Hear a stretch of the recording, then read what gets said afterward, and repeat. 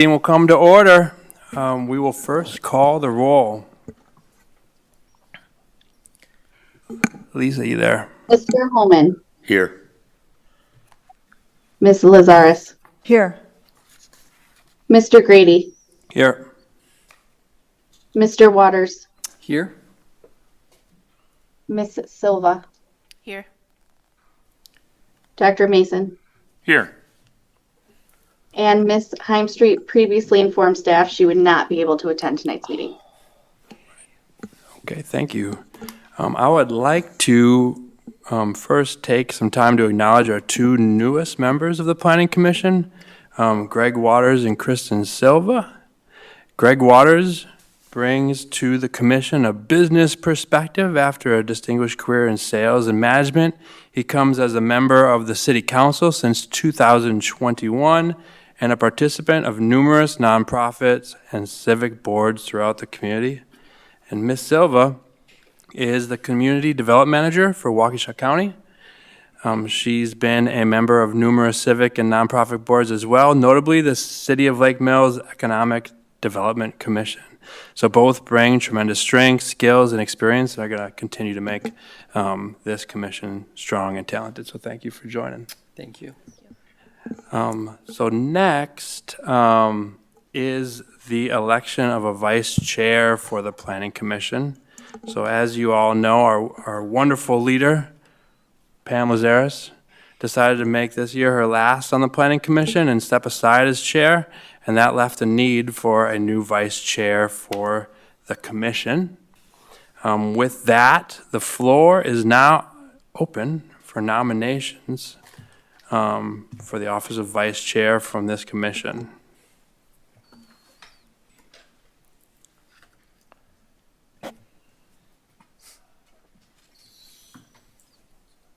Hearing silence, I would nominate Dr. Mason.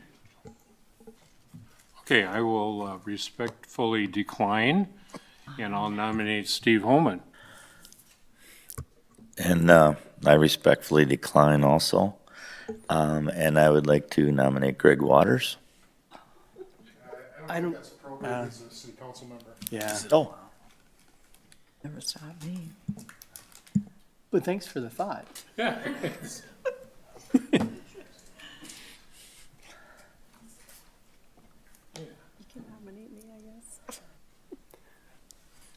Does anyone want to reconsider their declination? Is that a word? I don't know.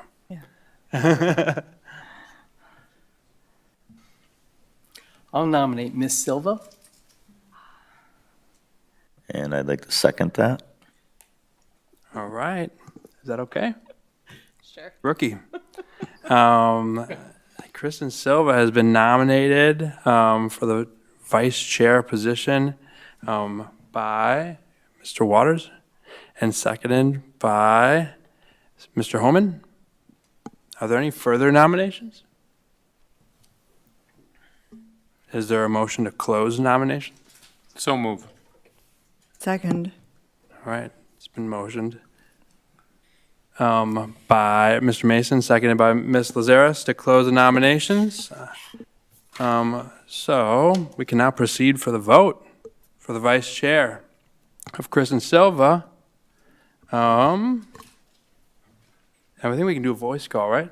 So all in favor? Aye. Aye. Aye. All opposed? Kristen Silva, rookie, you're our new vice chair. Great. I probably should have asked what the responsibilities were. I'll try to not be absent. How about that? You're going to have to do this if I am absent. The pay is really good, too. Okay, next is the approval of meeting minutes for April 22nd, 2025. Is there any objections? I move approval of these minutes. Seconds? I'll second that. Can I second it? Yeah. Okay, it's been moved by Ms. Lazara, seconded by myself to approve the meeting minutes. Ms. Vincent? Ms. Lazaris, Aye. Mr. Grady, Aye. Mr. Waters, Aye. Ms. Silva, Can I vote on this? You can abstain if you want. Okay, You can I'll vote. abstain. Dr. Mason, I'll abstain. Mr. Holman, Abstain.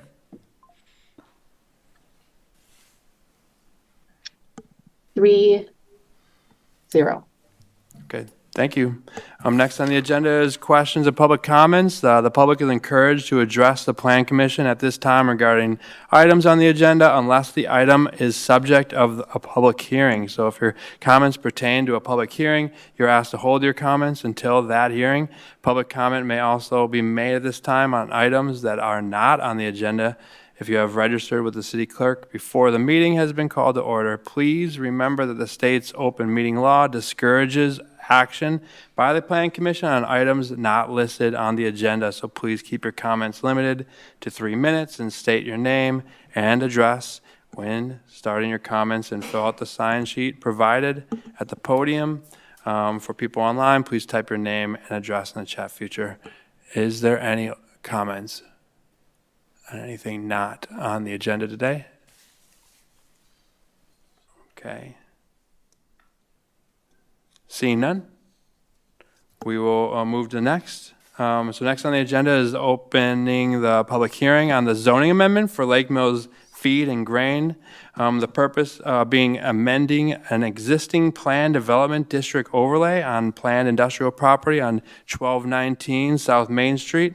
The existing PDD overlay allowed the structure on the site to not exceed 125 feet in height, and the requested amendment is to allow the structure to not exceed 150 feet in height.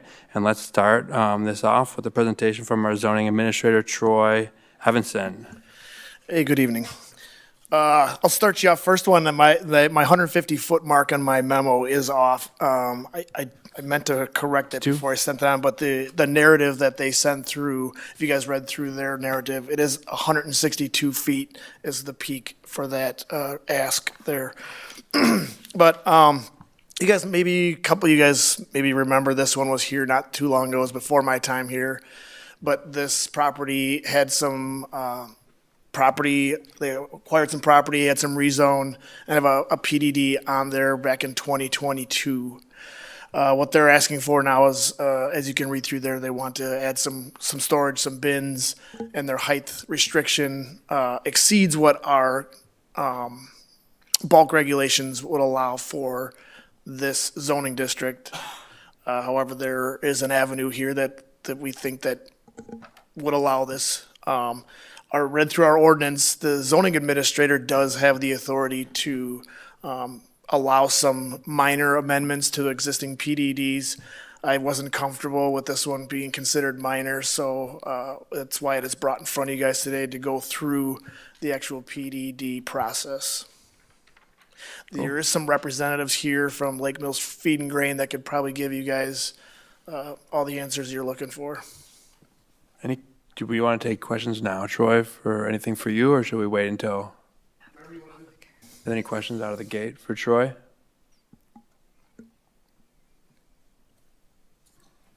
No? Well, we can always ask questions later on. Is the applicant here to make a presentation? You can come up to the microphone and share your name and address. John Tramberg, I represent Lake Mills Feed and Grain. Would you like a personal address? Whatever. Is that all right? Do we have to take? Business address is fine. 1508 West Badger Road, Madison. That's Vita Plus All right. Corporation's corporate headquarters. Thank you. Go ahead. Okay. You have a presentation. So a couple of years back, we sat in front of this body with a lot of work from people in the room as well as outside to talk about our project in 2022. We committed to a variety of improvements to the site, more importantly, to focus on, or most importantly, to focus on the improvement of safety. We had a lot of truck traffic. We had trucks moving across the road to our lots on the east side of the road to do kind of U-turns and come back on site. That project did a very good job, both operationally for the site as well as improving what the site looks like and feels like. So we installed new loadout bins, a new truck scale, and most importantly to the west, we improved the parking for trailers, so we no longer had to park them on the east side of the road, which we are maintaining and have improved, quite frankly, when we purchased that property. So now we have trucks that operate on site. We purchased 2 additional parcels, which we annexed into the site and made the 30% green space requirement a reality. We also installed arborvitaes to the north and the south of the property as per the agreement that we had committed to. We also asphalted the site to remove the dust contamination. We also installed a stormwater runoff containment system and filter. All of that done because, frankly, we said we'd do it, and we knew that that was part of being a good corporate citizen. So here we are again, asking for further improvements to the site. It is all about our employee safety, as you've read, as well as the reduction of truck traffic or idle time on site. There's certainly an efficiency component to this. What we're trying to do is decrease the dwell time of tractors and trailers operating on site and make the whole thing more efficient as well.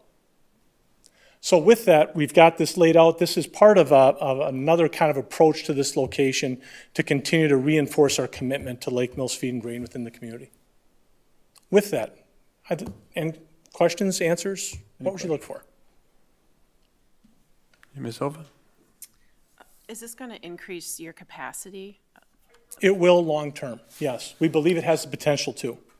But those decisions, the decisions to move product around or manufacture around have not been finalized. But certainly if the location now has additional manufacturing capabilities, it certainly could. Do you have an estimate of? We do not. Okay. You spoke about being a good corporate partner to the community. As far as the noise and traffic goes, how will this project impact those two things? That's a great question, sir. Imagine a truck spending 30 minutes less on site going back and forth across the site and the emissions as well as the noise that's generated from that. We put up these new bins with this project in its entirety. We cut truck traffic down substantially on the location. The noise, the emissions, the use of electricity. We've really taken what we believe is a holistic approach to not only how the site physically operates, but the footprint that we're leaving on the community. So that's a key part of it, yes. So operation-wise, the noise will remain the same, come down? What's The your thought amount of there? truck traffic or operating time on site will come down considerably. But what about the facility itself? The facility shouldn't experience anything appreciable in reduction of noise that someone would notice, other than, again, the tractor-trailer time. Okay, thank you. I got a few questions. How would it impact your business if this amendment were to not pass? We would look at things, take a step back. In fact, myself and the other officers of the company met today to talk about this project, and if it doesn't go this way, what do we do? We're looking at Lake Mills to play an increasing role in our production footprint in the company. It would force some other decisions, quite frankly. Not that we would, I'm not talking about, oh, we're going to close the site. That's not that. It is, well, if we can't do this here, what else could we do in other locations to continue to grow the business? Thanks. What are your responses to the concerns around the fire department not being able to support a worst-case scenario on the top of the structure? And as we were talking before, I'm not so sure the fire department could support a worst-case scenario today with the existing height of the leg. I appreciate equipment constraints of any fire department. If that is the constraint, again, appreciating that, that's going to be a bottleneck moving forward regardless. And how does your facility mitigate grain dust problems? You mentioned it before. That's a great question. The part of this project is to automate the movement of grain from the west side of the grain plant over to the main mill. I believe you've read that. By automating that, we're no longer loading a truck and driving it over there. Well, anytime you load grain in an outside environment, there is a quantity of dust that's created. We've minimized that substantially with how we do it. But this would further reduce that by placing all the grain transfer in a completely enclosed system. And reducing any kind of fire challenges. Right, correct. See, I want to go back. Glenn Andler, Glenn leads our Vita Builders function. That's a construction company within Vita Plus that's working on the Lake Mills project. Let's go back to the elevator leg for an example. On all of our legs, we have speed sensors, tracking alignments on the legs. They're explosion-proof panels. I mean, this is something that we take incredibly seriously. All of our employees go through monthly safety training, company-wide, that's bilingual, that talks about how you run grain plants or do lockout, tagout. So when we talk about safety, dust control, that's paramount in the company. It is one of our core values. Any more questions? Yep, Ms. O. Why does this new leg have to be so much higher? It's a than the great other one? question. Talking about the height of the leg, if we were to lower the height of the leg, the elevator leg, this is an ingredient leg, to get to the new bin construction, we'd have to put in another conveyor. That's going to take power consumption, that's going to take more maintenance, that's going to increase our carbon footprint. If we can use gravity to our benefit by moving product around, finished feed or raw ingredients, that benefits us in a number of ways. Most importantly, to your comment on noise, anytime there's a conveyor running, it's noisy. You might not notice it one conveyor at a time, but in aggregate, it's going to reduce the noise profile. That's a discussion we actively have. This is one of a few projects in other locations as well, and we actively talk about how do you use gravity more as opposed to energizing a motor. I have a question for staff, but you can stay there in case I have to come bet. back to you. On the risk of the fire department, can someone address that risk and how the city perceives that at this point? I talked to Chief Russ, and he just made it known that their new ladder truck, I think was a 90-foot ladder truck, or that they obviously couldn't. If somebody were to collapse up on top of this tower working on it, or had some sort of medical condition, they wouldn't be able to get up there with an apparatus and physically just hoist them onto it and get them down. They would have to go up, climb up, and get them out.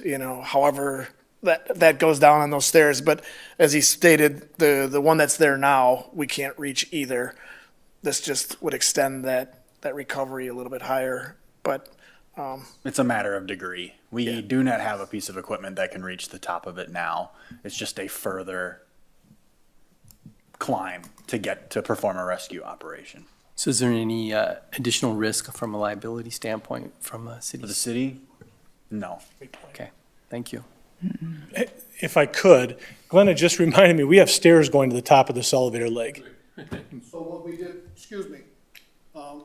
Go ahead. If you notice that under structure we did 2 years ago, we come for. You come up to the mic so that people Yeah, know. we have to. When we came for recording. approval, there's stairs to get from the ground to the top of the new structure we did 2 years ago. There is also emergency ladder, but there's stairs this stairs would continue. There'd be stairs all the way to the top. We tend to go that way for a couple things. It's a lot safer and it's easier for all employees. But, so stairs, like I say, trying to get service people, a lot better. So it's a thought. And sir, can you state your name real quick? That's great. Glenn Ambler. Thank you. I have a question. Wouldn't it be true to say that this is not a manned position? There'd only be somebody up there if it was either a maintenance situation, a new service part being added, but it's literally on the top of a grain leg? Yes, sir, that's correct. Yeah. And like we stated, with our new safety stuff, that makes it a lot more reliable. And so you don't rely on people, oh, let's go check something today, where we can look at monitors on the ground, they're very accurate. So it's not like somebody's there very much. Any more questions, Ms. Silva? I have a question for staff. In the memo, it looks like, or maybe I was a little confused with the answer for number one. It seemed to me that staff was recommending approval or a proponent of this, but it didn't seem like the answer to number one supported that. I'll be honest with you, I didn't want to come across 100% approving it or disproving it. This one was kind of one of those.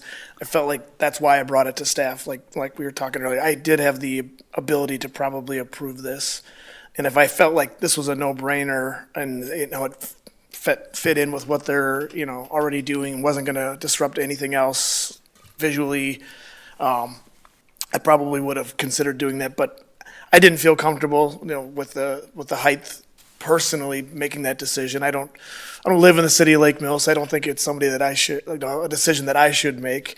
And so that's why I brought it to staff. But I kind of wanted to keep my answers neutral as possible so that Plan Commission, City Council could make their decision based on their feelings. And is height your main reservation? Yeah. Okay. Yeah, height is really the only change that's being asked of you. Nothing else would require a relaxation from the code. So if they were just adding a new elevator leg, is that what you call it? A new Yes. to this, and it was below the 125 feet, this wouldn't have to come before the Plan Commission? Okay. No. I mean, unless it's possible it would, but it's hard to say without seeing a site plan of a different proposal. But for the one that's in front of you, the reason it's in front of you right now is because of the exceeding of the height requirement limit. Thank you.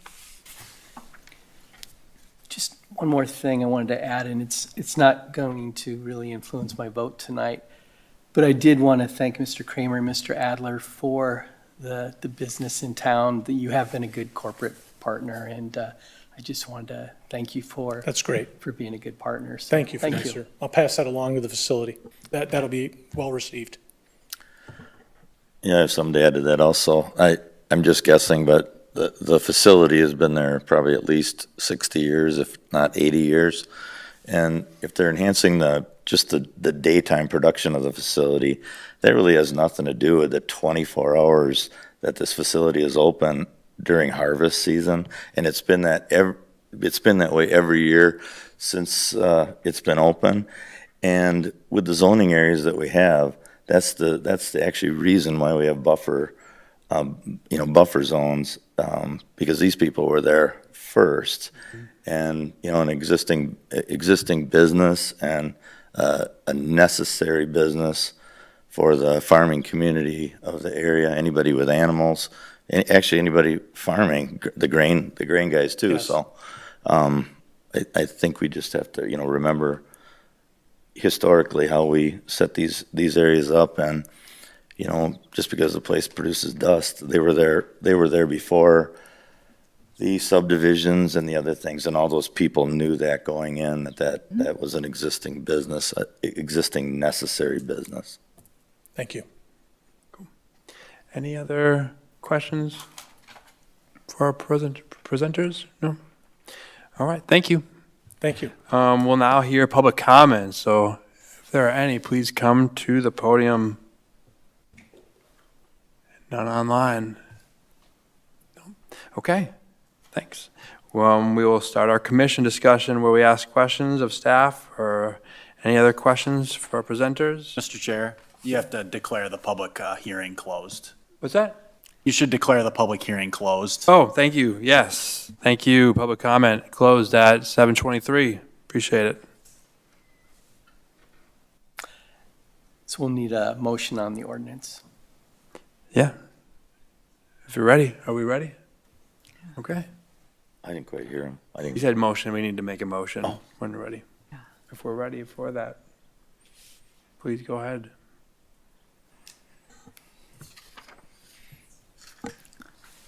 All right, I'll make a motion to approve the zoning requirement, and it's parcel 246-0713, 2311-017.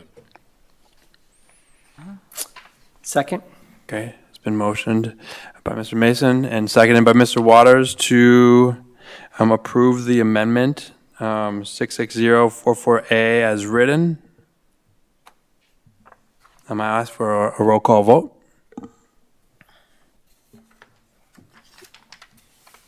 Mr. Grady, Aye. Mr. Waters, Aye. Ms. Silva, Aye. Dr. Mason, Aye. Aye. Mr. Holman, Aye. Ms. Lazarus. Aye. Motion pass 6-0. Thank you. All right, next is opening of the public hearing on conditional use permit amendment for the Lake Mills Area School District with the purpose of an addition to their elementary school on 155 East Pine. The school district has applied for an amendment to its conditional use permit to allow a building addition of approximately 8,600 square feet, as it was passed by referendum last November. Let's start with a staff presentation from Troy. All right, this one should be a little easier. This is kind of a formality. If you saw in my memo in red, our ordinance requires this to come back through a conditional use process. They already have a conditional use for this school on this property, but because of the addition, enlargement of the building, it requires conditional use approval again. So theoretically, the rezone should be completed at the next city council, so there's going to be that PIO overlay. They already have their variance request approved for the building addition, so this is kind of the final piece of the puzzle to bring all that together to bring that site compliant and ready to build. Okay. Any questions? No? Is there any presentation y'all need? No? Okay. Okay, sounds good. We'll now hear from public comments, so please come to the podium, state your name and address for the record. Any public comments? No public comments, none online. I'm seeing no public comments, we're gonna close it. It's 7:26. We'll start our commission discussion. Any questions from the commission? Concerns? Comments? Thoughts? No? Well, if you are ready for a motion, I will take a motion.